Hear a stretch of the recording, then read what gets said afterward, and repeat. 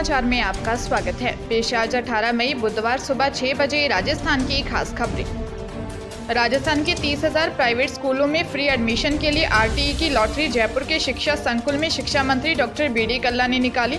प्रदेश भर में 2 लाख से ज्यादा अभिभावकों ने अपने बच्चों के एडमिशन के लिए आरटीई ने आवेदन किया है। इनमें से जरूरतमंद बच्चों को प्राइवेट स्कूलों की 1.25 लाख सीटों पर फ्री एडमिशन दिया जाएगा।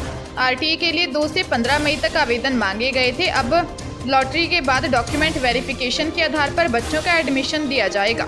शिक्षा संकुल में आरटीई की लॉटरी में प्रायोरिटी लिस्ट जारी कर दी गई है। प्रायोरिटी लिस्ट निकालने के बाद आज से 18 से 25 मई तक आवेदकों को ऑनलाइन ही रिपोर्टिंग करनी होगी।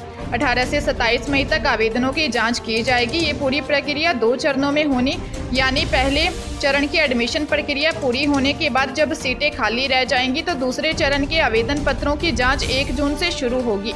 ये पूरी प्रक्रिया 20 जुलाई तक चलेगी।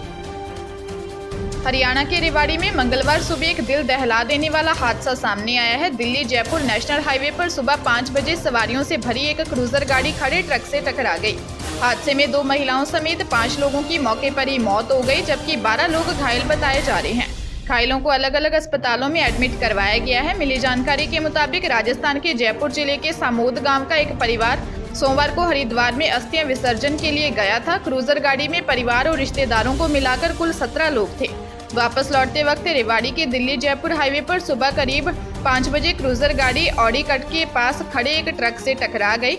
मृतकों में भानुराम, महेंद्र, आशीष, सुगमा देवी और भारी देवी शामिल है, जबकि 12 लोग घायल हो गए।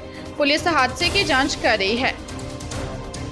उदयपुर जिले की पोक्सो कोर्ट ने दुष्कर्म के आरोपी को 20 साल की सजा और 50,000 के आर्थिक दंड की सजा सुनाई है। 4 साल पहले पुराने मामले में लड़की की मां ने रिपोर्ट दर्ज करवाई थी कि उनकी नाबालिग पुत्री घर से स्कूल के लिए निकली थी मगर वापस नहीं लौटी। उस समय लड़की की उम्र 15 साल थी। दरअसल झलारा की रहने वाली पीड़िता झलारा के ही रहने वाले 22 वर्षीय दिनेश मीना के पास अहमदाबाद गई थी। वहां वह दिनेश मीना के साथ रही। अनुसंधान में सामने आया कि लड़की अपनी मर्जी से लड़के के साथ रही थी। इसके बाद दिनेश ने लगभग 2 साल तक पीड़िता को पत्नी बनाकर रखा और उससे शारीरिक संबंध भी बनाए।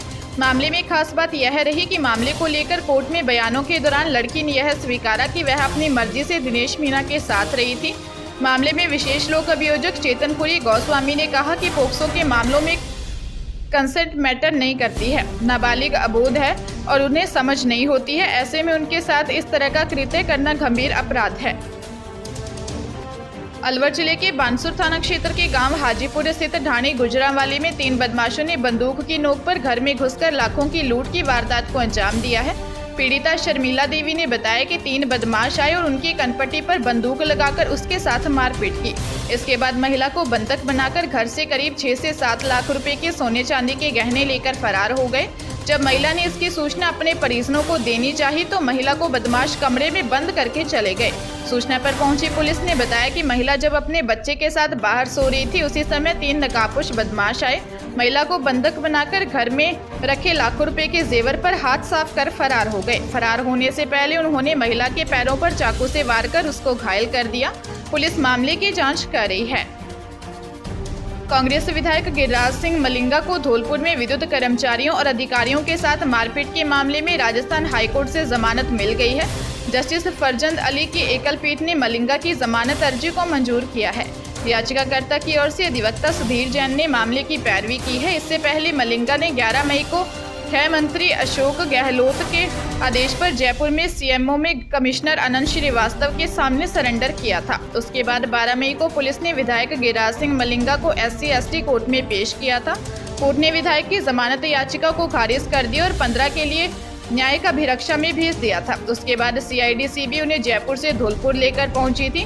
कोर्ट के आदेश के बाद विधायक गिरिराज सिंह मलिंगा को धौलपुर जिला कारागार में भेजा गया था। CBI ने कांग्रेस के वरिष्ठ नेता और पूर्व वित्त मंत्री P. चिदंबरम के बेटे कार्ति चिदंबरम के 9 ठिकानों पर छापा मारा है। इस दौरान CBI ने कीर्ति के खिलाफ नया मामला दर्ज किया है। उन पर 250 चीनी नागरिकों को वीजा दिलवाने के लिए कथित तौर पर 50 लाख रुपए की रिश्वत लेने का आरोप है। अधिकारियों ने बताया कि CBI को INX मीडिया मामले में लेन देन की जांच के दौरान इसकी जानकारी मिली। बता दें कि वरिष्ठ नेता P. चिदंबरम ने कथित तौर पर नियमों की अनदेखी कर चीनी नागरिकों को वीजा दिलाने में मदद की। पंजाब में स्थित Talwandi Sabo power limited project चल रहा था, जिसके लिए चीनी मजदूरों को वीजा दिलाया गया था। सीबीआई तमिलनाडु में 3, मुंबई में 3, पंजाब में 1, कर्नाटक में 1 और ओडिशा में 1 सहित 9 स्थानों पर तलाशी ले रही है। इसमें ऑफिस और घर शामिल है। भरतपुर जिले के कुम्हेर थाना क्षेत्र के बेलारा गांव में कंजोली लाइन के पास 2 बाइक की आमने सामने भिड़ंत हो गई। घटना में दोनों बाइक सवारों की मौत हो गई। दोनों के शवों को अस्पताल की मोर्चरी में रखवाया है, जहां पोस्टमार्टम करवाकर शव परिजनों को सौंप दिया। पुलिस ने बताया कि बेलारा गांव का रहने वाला सतवीर उम्र 40 साल किसी काम से भरतपुर आया हुआ था और वह अपना काम खत्म कर वापस अपने गाँव जा रहा था। वहीं दूसरी तरफ सेवर थाना इलाके के कंजौली गांव के रहने वाला सोनू घर के काम से भरतपुर की तरफ आ रहा था, तभी दोनों की आमने सामने भिड़ंत हो गई। सोनू घर में अकेला कमाने वाला व्यक्ति था।